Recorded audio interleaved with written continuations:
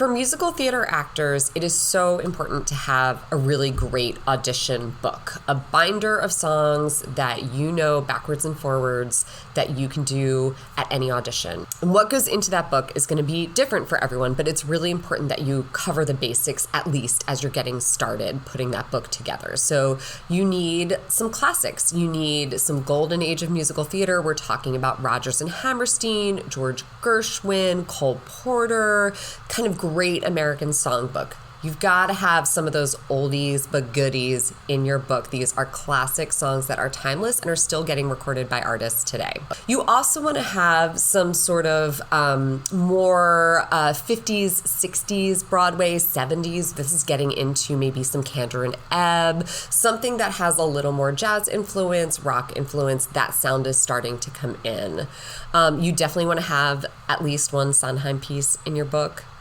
And then you want to start moving into the more contemporary musical theater sounds, whether that's Jason Robert Brown or Frank Wildhorn, some more like 90s and 2000s composers.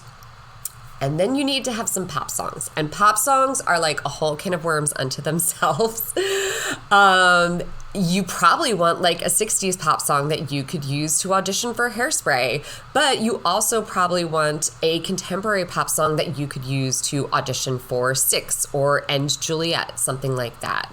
And that taste is going to be very individual and really is going to be tailored to what your vocal strengths are.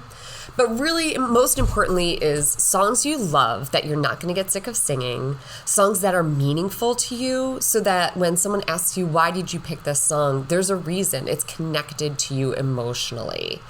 And you need to have some up-tempos, you need to have some ballads, right?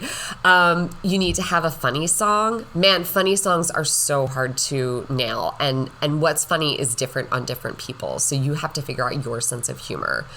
So there's a lot that goes into it. You probably should have a rock song, right? And that is really tricky. The pop songs and the rock songs are really hard to identify things that work well on piano and sound good in your voice.